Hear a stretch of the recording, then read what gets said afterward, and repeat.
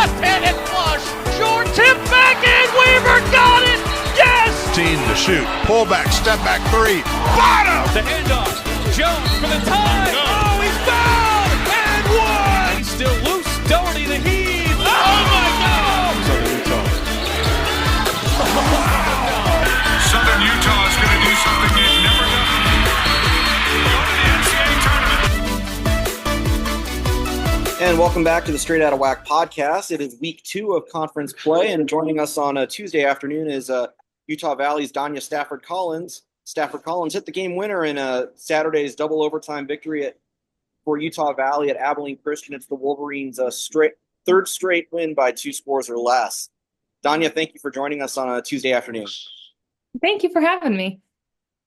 All right, first let's talk about you were at Santa Clara for your undergrad part. Just talk about choosing to play your 5th year and then coming home to Utah Valley to do it and playing. I believe I remember the broadcast correctly. Talia White's your cousin. Yes, actually, it's so special to get to play with her. I was super blessed to go play at Santa Clara. I loved my coaching staff and I loved getting to play there with those girls. And so when I had run out of things to do educationally, I think it was time for me to, explore some other options. And I was really excited to come home. First, to get to play in front of my family, but second, I get to play with my cousin, and it's really awesome. And I've known Dan for a really long time, and so it kind of was a full circle moment because he recruited me the first time out of junior college, and I kind of said, "Nah, I want to go to California. It's nice and sunny there." But this time around, I was like, "All right, I want to be there, and I want to help this program win games." And it's been a really fun transition for me, I think, to get to be a vet and be in a new role and have these girls just kind of welcome me with open arms. And especially get to play with my cousin. It's been fun to have kind of a family duo going on. So talk about that in the WAC. We see a lot of that. You've got like the Eric Strupp twins at GCU, the Warren twins at Utah Tech. What is it about this conference and attracting families to play together? Actually, that's a great question. I don't know. Maybe the WAC is just a very kind of like friendly and family feeling of a conference. But for me, I think because I played with Talia in high school and I was so familiar with her, it was easy to say yes because she's my cousin and, we know each other on a familial level, but we've known each other since we were young players and we played club together. And so for me, it made sense because I was like, our styles match really well. And I'm sure that's kind of how the same things familially they work as well. Like the Eric sisters play awesome off of each other, and I'm sure they've been playing their whole lives together. And same with even the sisters at our school and the sisters down. Is it at SUU? Utah Tech. Utah Tech. There we go. Sorry. But it's super fun to kind of see that there is those people that have played with each other for so long and play really well off of each other in our conference. Looking at the Wolverines this year, you guys have been the queens of the close ones, apparently. I'm sure Dan would prefer a little less stress in his wins, but he'll take them nonetheless. What has allowed this team to succeed in those close ones, whereas like last year there were a couple of close wins, but they couldn't sustain the momentum off the close wins, like the CBU win last year? Yeah. I think for us right now, where most of our games are probably going to be pretty close. I think we're competing really well the whole game. And I think right now what it is that we're paying so much attention to the details during our practices during the week. Like we spend a ton of time working through the ways that we were going to score off of ACU's defense and a ton of times on way to get stops. And so, when it came down to those close plays, the details are really what mattered. And they kind of shone through when we played, because offensive rebounding was a really big emphasis for us the whole week leading up to ACU. And that ended up being a play that I was able to make because of how often we had practiced it. And so I think that we're a really big veteran group of gals. Like we've got a lot of seniors, we've got a lot of depth. And so I think we know how to close out those games, but our coaching staff pays attention to really good details and helps us get that coaching before we head into the game so we feel confident in those big plays. Was that possession drawn up for you out of the was it a called timeout? Yeah. So the play was actually for a 3-pointer, like the way that we had run it. But ACU happened to be playing me a little bit higher, and I felt the confidence to drive downhill, which, this coaching staff has really poured a lot of confidence into me, and I haven't played this way before. I've usually just been around the basket player. And so having the coaches kind of pour that confidence in me where I know I can take a bounce or two and get myself to the rim. Um, so that play, it was drawn up, I think, to hit a good big shot. And lucky for me, I had an opening to drive to the rim and get myself into a scoring position where I'm very confident to score the basketball. So. The bugaboo for Utah Valley the last couple of years have been the occasional upset, like CBU last year, GCU the previous 2 years, but they haven't been able to sustain it. Last year, after that CBU win, it was a 5-game losing streak to end the season and miss WAC Vegas. How do you guys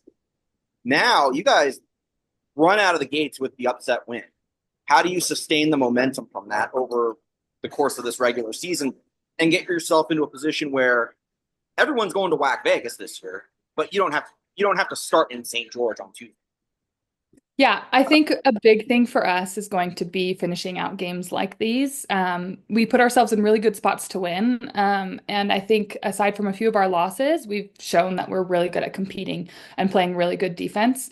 And so a lot of the things that we've been emphasizing and focusing on in practice as well has been finishing the basketball. So finishing on our plays, which I think will be kind of the separator for us in those games when we need to score. So help us win games. And I think another thing for us too is we've got a lot of heart. We play nitty gritty, and you know what? Some of our wins are not pretty, but we're able to kind of pull them out, I think, because of how much heart we play with. And I think that that will show through in a lot of our other games as well coming up. And you know what? We kind of got a unlucky conference start. We got to some of the top schools on the road in the first 2 weeks of conference play. But we're not at all scared of that challenge. We're excited to take it on. And then we get to have them at home, later, and we get to have that home court advantage, which is going to be a big thing for us, getting to sleep in our own beds and things like that. So, yeah. Was that your first game winner in college?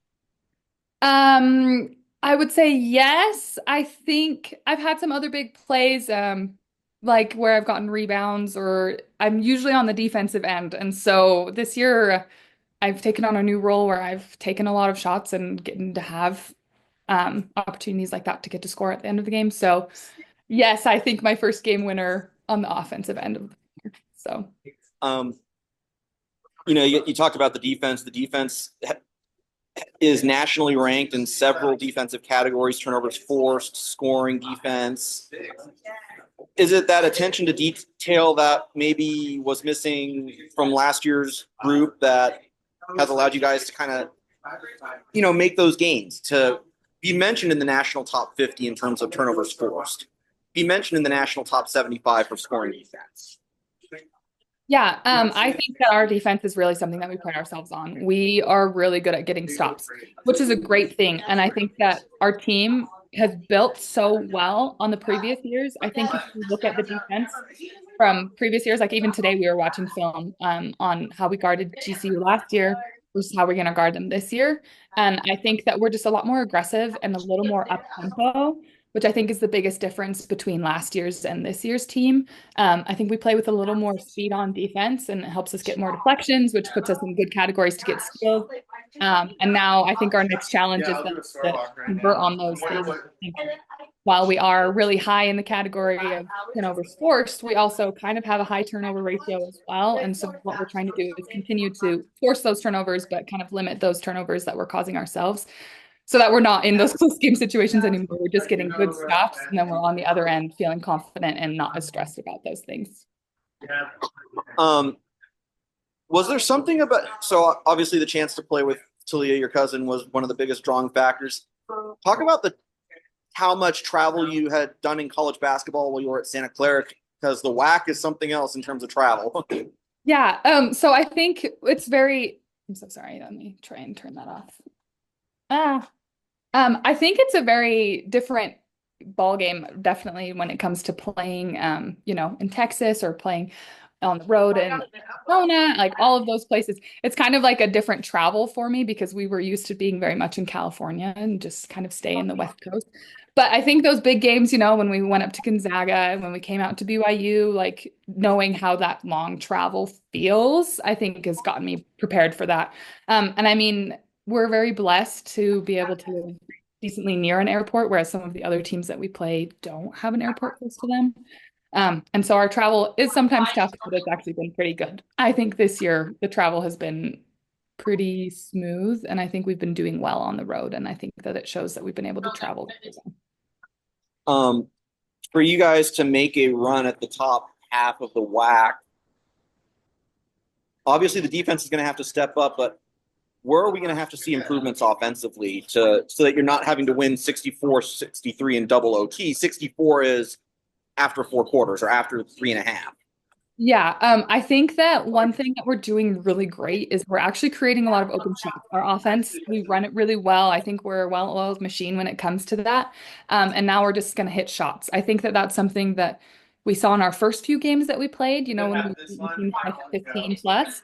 And now I think it's the converting on the open shots that we've made for ourselves. We're not shooting great from the free throw line either, and that's something that we really have been working on in practices. We're shooting tons of free throws, trying to make sure that we're converting on those things as well. But I think that those are the little bit of a missing points that we have, because I think we have tons of points in the paint and we convert decently on our like live ball turnover steals.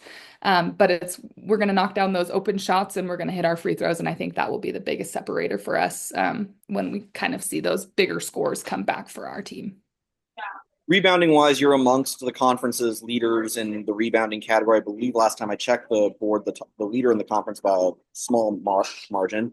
Talk about rebounding. I've always believed that the best rebounders have an effort and an attitude and a want to go get the ball. Is that kind of been drilled into you since you started playing and worked your way up? Yeah, I think that one thing in my game, and I mean, coaches that have coached me in the past and even in high school will say is that that's the one thing that I know I can control, right? I can always go after the basketball.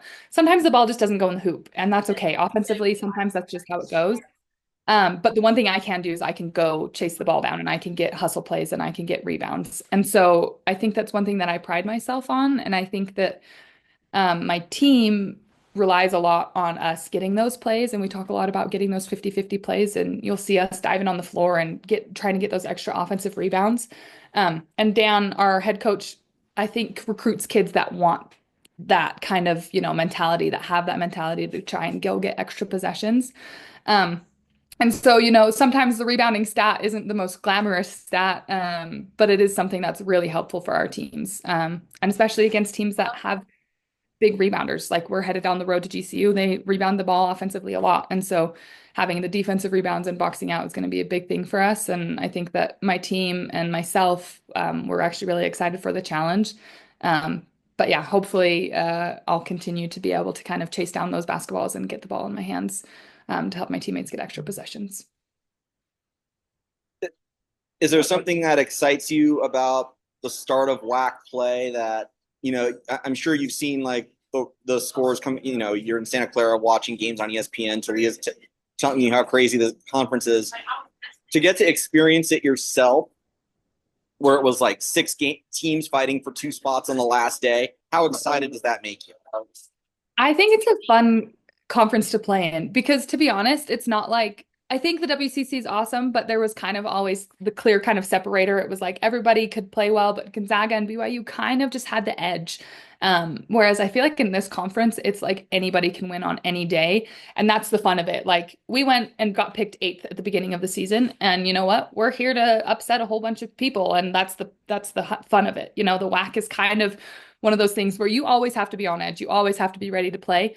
And you have to be able to be willing to go into double overtimes, like the team in the past has pushed people that they weren't supposed to be into double overtimes. And there's been times where this year we've pushed ourselves into those boundaries. And, we're excited for the rest of WAC play because 1, we always have to be on our A game when we need to beat teams that we should beat. But 2, we're ready to be the underdog and upset the people that, are supposed to beat us. And I think that's the exciting thing about the WAC is that anyone can win on any day.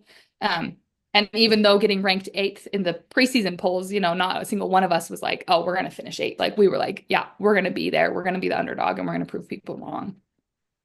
All right. So you get to experience the interstate rivalry games. Was it the Hammer rivalry with Utah Tech? And I can't remember what they call the Southern Utah one. How excited are you for those 6 matchups? against the in-state rivals? I'm actually really excited for those. I actually have some teammates that I played with in the past in club that I'm really excited to see and play against. But also, it's fun to kind of get to have those in-state rivalries because I think we play very similar basketball, and so it's fun to kind of get to see who's fine-tuned enough to like get that win.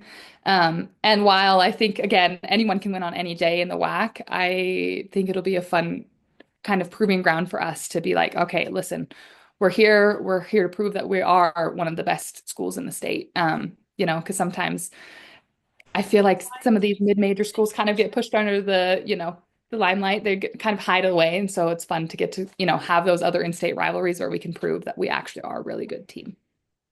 Let's talk about the fans you've gotten to play in front of this year in the UCCU Center and some of the crowds that the WAC has drawn. Just talk about getting to play in these environments. I mean, Thursday you're going to get to go see the Havocs for the first time, and last time with them leaving to the Mountain West next year. Yeah. So I went on a little an unofficial visit way back when I was in junior college, and I watched the Havocs and I was like, oh my gosh, that's a fun crowd to play in front. So I'm actually really, really excited to play there, and it kind of brings another element to the game because it's harder to hear each other, and so you really have to be on your A game when you're playing against big crowds like that. So I'm really excited to play them. Bummed that they won't be back next year in our conference, but I'm really excited to go get to, get a chance to get a win on the road again. But I think playing in the UCCU is such a special thing. It's kind of full circle for me. That's where we played state in high school. And so it feels like home. Like it doesn't feel unfamiliar. So, that first practice back when we were in the UCCU, I was like, wow, like this is so familiar. This just feels right, like right at home. And so, when we draw on the family and my friends from high school and people that I've known for so long that are coming to support us, it's just a lot of fun.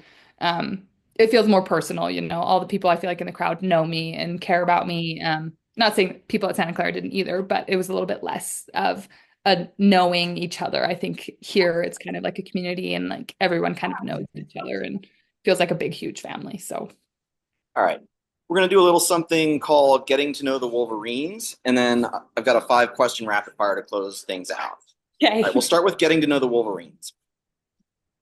Who is most likely to be the one rushing to the team van before it leaves for the airport?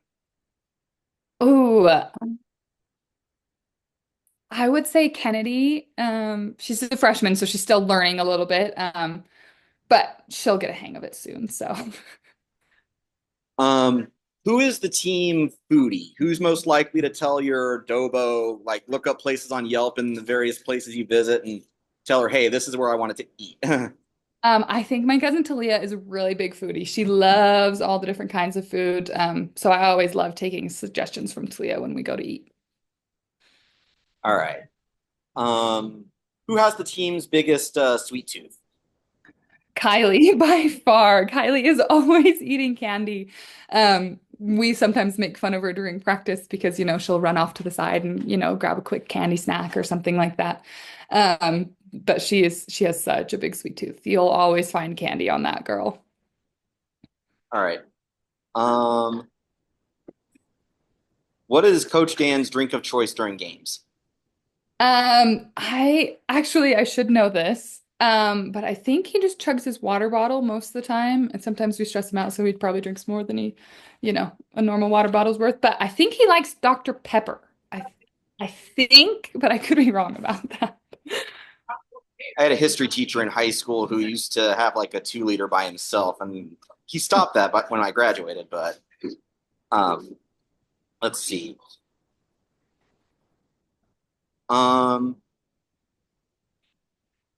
is the one that is most likely to forget something before a road trip, like a uniform or a practice shirt or something? I think we're all pretty responsible. I would probably say Kennedy again, though. I feel bad, but she's got it. She'll get it figured out soon. But I think we're all mostly really responsible. Sometimes Kennedy, I think, we'll get the hang of it. She's just young, so. Okay. All right.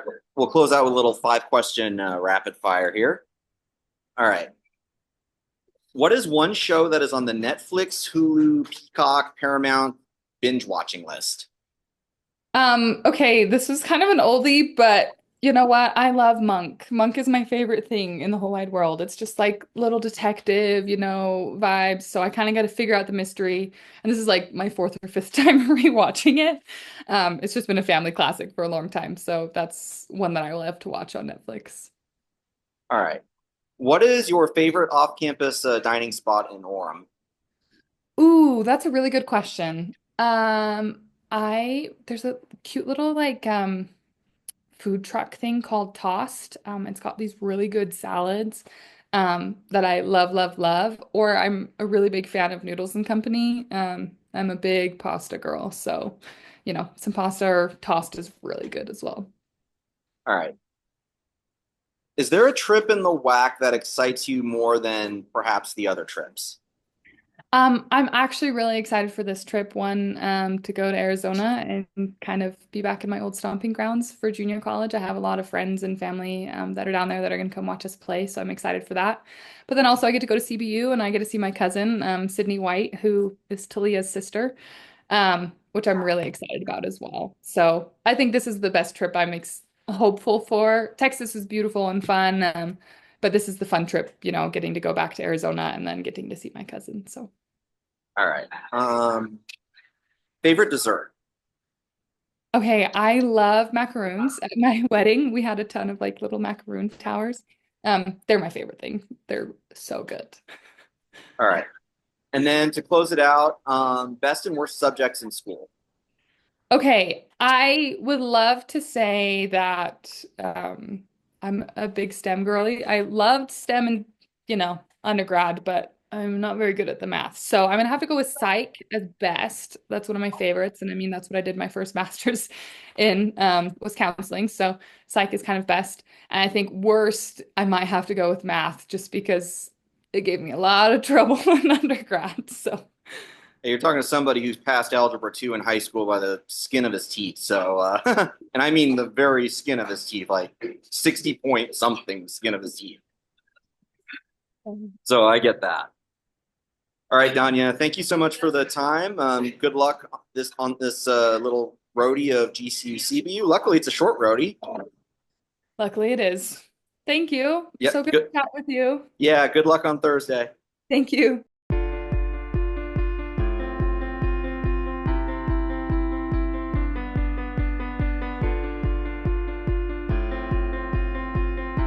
Thanks for listening to the Straight Outta Whack podcast.